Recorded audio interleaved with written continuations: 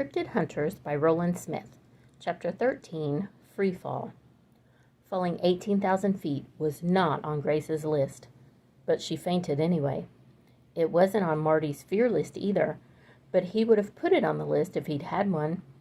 As they dropped from the belly of the jet, he managed to hook one arm through the mesh and grab his limp sister with the other. Out of the corner of his wind-blurred vision, he saw something small and dark falling next to him. Petey's ears were standing straight up, and her little brown eyes were bulging out of her skull. The only way he could snag her was to free one of his hands. He looked up. The canister was dropping perpendicular like a bomb, and Bo was perched on the very top, baring her teeth in a frozen fear grimace. The mesh extended beyond the end of the canister where Bo was sitting, forming a shallow basket. If he could get Grace up there, she would be relatively safe for the time being. He managed to get her over his shoulder and climbed to the top. Once there, he found several straps securing the canister. He quickly loosened one of them and cinched it around her waist. He wasn't worried about Bo. She was holding the mesh so tightly it would take a jackhammer to loosen her fingers and toes. Petey was another story. The little poodle was still hurtling toward Earth, an activity Marty was no stranger to. The summer before, his father had secretly taken him skydiving. "If you tell your mother about this, she will kill me," he had said. Marty told no one about their secret outing, including Luther and Grace. He had done well on the course he had taken prior to his jumps. He looked at the rapidly approaching ground, estimating they had fallen about 8,000 or 9,000 feet. In a few seconds, a parachute would deploy. At least he hoped it would deploy. He scrambled back down the side of the canister. Petey had drifted out of easy reach. He hooked his feet into the mesh and leaned back with both arms outstretched. And to his delight, the canister inched toward the falling canine. It took him 3 tries, but he finally managed to grab Petey's leg and pull her in. He stuffed her into his cargo pocket. As he was climbing back up, he heard a loud pop. He braced himself. The parachute snapped open, jarring every bone in his body. He stared at the bright yellow canopy billowing above Grace and Bo, thinking it was about the most beautiful thing he had ever seen. But he didn't have time to appreciate his good luck. Beneath them was a lush carpet of green trees that Marty knew would not feel like a carpet when they crashed through them. "Pick your landing spot with the utmost care," his instructor had said. "The ground is the only part of the fall that can kill you." There were several small lakes to the right. Marty didn't want to land in the water, but he figured it would be better than breaking through tree limbs. He leaned out from the canister, and the parachute began to drift toward the largest of the lakes. Now all he had to do was wake Grace so she wouldn't drown when the canister hit the water and sank. He started back up to the top to do just that, when a terrifying word popped into his mind. That word was crocodiles. A few months earlier, he and Luther had watched a documentary on the 14-foot-long carnivorous reptiles with 160 sharp teeth. They store their victims underwater until the meat is soft enough for them to tear off and gulp down in chunks, the gnarly television host had commented. "Tenderize them in the sun till they're like butter, and the Congo is crawling with big crocs." At the time, Marty would have given just about anything to see a living, breathing crocodile. Not anymore. The lake below looked like a pot of soup stock awaiting its main ingredients. 2 humans with a dash of chimp and a pinch of poodle dropped in for flavor. Marty undid Grace's strap and shook her. "Wake up!" She didn't move. Grace could swim like a fish. Without her, he wouldn't be able to help Bo and Petey to shore. And if there were hungry crocodiles in the lake, "You gotta wake up." He slapped her. Her eyelids didn't even flicker. They were within seconds of splashing down. He grabbed her by the arm and was on the verge of jumping off when a gust of hot, humid air came out of nowhere, catching the chute and pushing the canister across the surface like a jet ski. "All the way to shore!" Marty shouted, punching the air with both fists in encouragement. "Go, baby, go!" He probably should have been holding on, because 20 feet from shore, the canister slammed into a submerged log. Marty was catapulted into the air and did 2 complete somersaults before doing a belly flop in the waist-deep, brackish water. He got to his feet, coughing and spitting and scooping the mud out of his eyes, just in time to see the parachute drag the canister ashore. He was relieved to see Grace still attached. The canister lingered for a moment just above the ground, giving Bo a chance to jump off and disappear into the trees. "Wake up, Grace," Marty sputtered, watching in horror as a gust of wind started lifting the canister straight up into the air. "No!"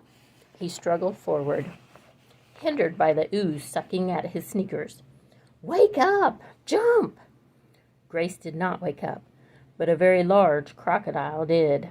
It slithered into the water, 50 yards to his right. As he stared in dismay at the flesh-gulping reptile, he felt something nibbling on his thigh, and nearly fainted himself, until he remembered that crocodiles don't nibble. "Petey!" He reached into his cargo pocket and pulled the gasping poodle out. "Geez, I'm really sorry, He looked back at the crocodile, which had, alarmingly, cut the distance between them and its resting place in half. "We're out of here." They reached shore just ahead of the crocodile, but well behind the canister. It had disappeared above the tree canopy and headed east. Marty ran several dozen yards, stopped to catch his breath, then threw up. Chapter 14, The Parrot. Grace thought she was having a dream. She was lying on soggy ground beneath the branches of an incredibly tall tree. Perched on the lowest branch, looking down at her with great curiosity, was a gray parrot with a red tail. She stood and brushed the dead leaves and mud off her uniform skirt. Of all my dreams, she thought, this is by far the most vivid. The air was thick and hot and smelled like rotting fruits and vegetables. Long, eerie fingers of fog drifted just above the ground as if hunting for something. Insects swarmed and the trees were alive with the songs and calls of concealed animals. Despite all this, Grace was not overly concerned. After all, it was just another dream. Or was it? Perhaps she was having some kind of premonition. It wouldn't be the first time she'd had one. Maybe her parents were calling to her from the Amazon. It certainly looked like the Amazon, and she had found a window or portal to find them. She tried to remember what had happened just before she woke under the tree. Yes, she remembered. Marty and I were searching for Bo down a hatch in Wolf's cargo hold. Bo snatched the bananas from me. I must have bumped my head because the back of it is a little sore and so is my left arm. Marty will shake me awake in a moment, but I hope he waits until I have a chance to look around a little. The parrot fluttered to the ground and started picking through the leaves, then lunged for her shoelace with its black beak and began tugging on it. "That worm is attached to my foot, little bird," Grace said.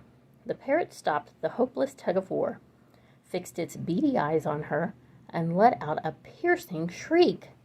Grace covered her ears. "That is very annoying." The parrot yanked on her shoelace again, and Grace took a step forward to stop it from tearing the lace off. The parrot continued pulling until Grace had taken several steps from where she had fallen. "All right, I give up," Grace said. "I'll follow you, but I hope you're leading me to my parents." Wolf relinquished the pilot's seat to the rested Phyllis Bishop. "We've made pretty good time." "The tailwind helped," Phyllis said. "Unfortunately, Dad and I will be fighting a headwind all the way up to Switzerland."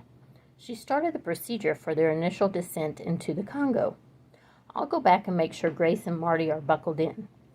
Wolf turned to leave the cockpit and nearly bumped into a panicked Laurel Lee. "They're gone," she shouted. "Who's gone?" "Marty and Grace." "Impossible," Wolf said. "They must be hiding." Laurel shook her head. "I don't think so. Bo and Petey are gone, too." Marty staggered, tripped, and fell through the thick green tangle in an easterly direction, hoping to find his sister in one piece and to put as much distance between himself and the crocodile as he possibly could. After fighting his way for a quarter of a mile, the word "stop" floated to the surface of his addled brain. He sat down to catch his breath. Petey jumped out of his pocket and started sniffing around. "Watch out for snakes," he warned her. "Real snakes." Petey ignored him. "Fine." He turned his attention back to STOP, which was an acronym for Stop, Think, Observe, Plan, a concept taught to him in every survival course he had ever taken. Stop. He was already stopped except for his flailing arms swatting at the insects trying to eat him alive. Think. I've just fallen out of a jet at 18,000 feet, and I think I'm lucky to be alive. Observe. I'm in the middle of a treacherous jungle filled with vicious insects, hungry crocodiles, and a teacup poodle. He felt his head, and I've lost my favorite baseball cap. Plan. I've got to find Grace. If she wakes up suddenly, she'll probably fall off the canister. If the fall doesn't kill her, something in the jungle will. He started trudging forward and was nearly beheaded when the chain around his neck caught on a branch. The gizmo! It was buttoned in his shirt pocket. He turned it on and touched Grace's name with the stylus. The blue square was moving. She was either riding the canister, walking, or a large carnivore was dragging her to its dank, smelly lair. He touched the Show All button. A world map appeared, peppered with dozens of colored squares, most of which Marty didn't recognize. Wolf seemed to have people, or at least tracking tags, all over the world, and he was happy to see that a number of them were flashing in Brazil, presumably people searching for his parents. Below the map was a zoom button. He touched it. Please select geographic location. He chose the Congo, then zoomed in on his gray square. In his immediate vicinity were Grace's blue square, Bo's purple square, Petey's pink square, and a stationary yellow square, the same shade as the parachute, which he guessed was the canister. Grace was now moving away from him and the canister. He zoomed in a bit closer, and a detailed map appeared.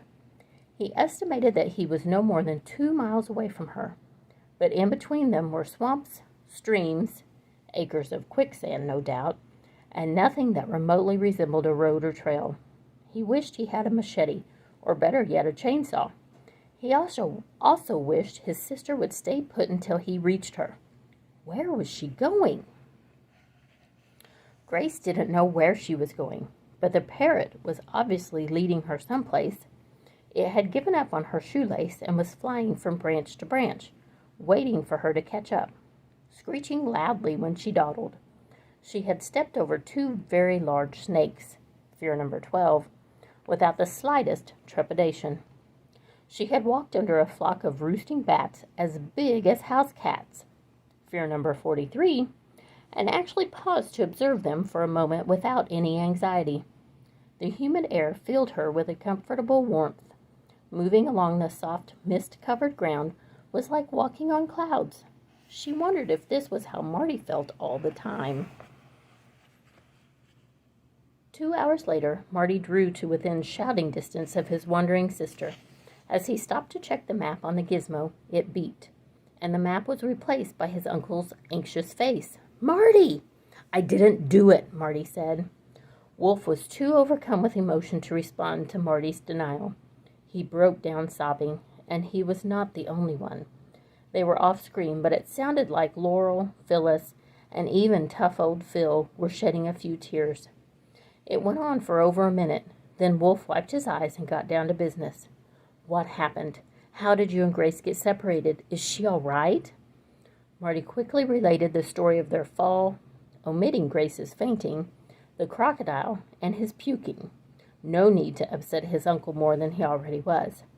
"You'll have to find her before dark," Wolf said. "Duh, du jour," Marty thought. "No problem. How soon will you be here to pick us up?" Wolf frowned. "I'm afraid it's not as simple as that." "What do you mean?" Wolf explained. The gray parrot led Grace down a narrow, winding path carved through thick green foliage. The tangled branches blotted out the sun, grabbed her blouse, and snagged her skirt. Despite her belief that she was still having a dream or premonition of some sort, doubt began to take hold of her. She stopped. Is it really leading me to my parents? The parrot let out an angry shriek and hopped farther down the animal trail, disappearing into the darkness ahead. I'm not going with you, she called after it. I'm tired of this dream. Yeah, well, you'd better get used to it. Grace turned and was astounded to see Marty standing behind her, looking rumpled and exhausted. How did you get here? I fell out of the jet with you and Bo, and... He pulled an exhausted poodle out of his pocket. Grace's mouth dropped open. Did you just say we fell out of the jet? Marty nodded. Where are we? The Congo, Marty answered, and stepped forward, fully expecting Grace to faint again. But she didn't. And this was not his only surprise. Aside from a few little tears in her uniform blouse, his sister looked remarkably well. She was barely sweating, and she didn't appear to have a single insect bite on her. Marty was covered in scrapes and itchy welts, and the insects were still trying to devour him, one nip at a time. So it's not a dream, Grace whispered. I wish it was. Marty adjusted the straps of his father's backpack, which were digging into his shoulders. Grace was disappointed that she was not on the track of her parents, but she was also elated that she had just taken a walk through the jungle with virtually no apprehension. In fact, she was still feeling relatively calm. In spite of Marty's news of how they had gotten here, she was beginning to wonder if her walk had really happened. You're taking this a lot better than I thought you would, Marty said. I guess I am. The last thing I remember is you and me going down the hatch to retrieve Bo. Marty thought back to the fall and gave an involuntary shiver despite the heat. It's just as well, he said, then went on to explain what had happened, emphasizing how he had saved her and Petey, and ending with the croc trying to eat him and the poodle for lunch. Thanks for saving me, she said. Just another day in the life of a knight in tarnished armor. Grace actually smiled at his joke, which made Marty a little nervous. There was something different about her, and it wasn't just the absence of insect bites. Where's Bo? She asked. I haven't seen her since she jumped. Wolf says there's a spare dog whistle in the canister. We're supposed to call to her and put on the video harness. You've talked to Wolf? Marty held up the gizmo. Face to face, more or less. What did he say? He wasn't mad, if that's what you mean. That's not what I mean. When's he going to pick us up? We'd better get moving. He turned around and started back down the path.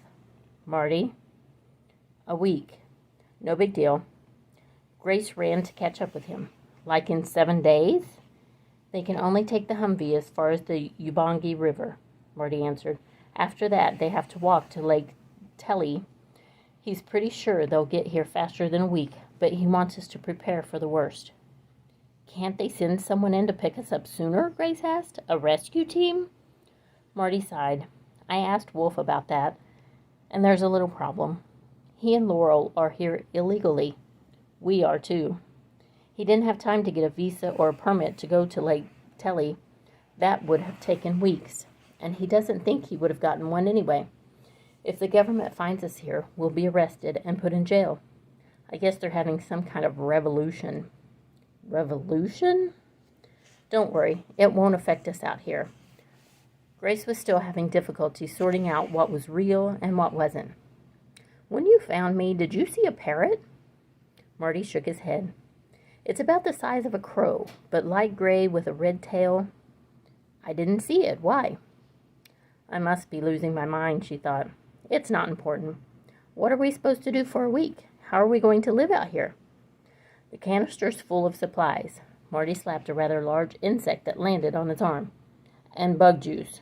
Tomorrow morning, we're going for a little hike through the jungle. Wolf wants us to go to a place called the Sky House. Grace looked around in bewilderment. And where's that? Marty shrugged. Somewhere in the goblin universe.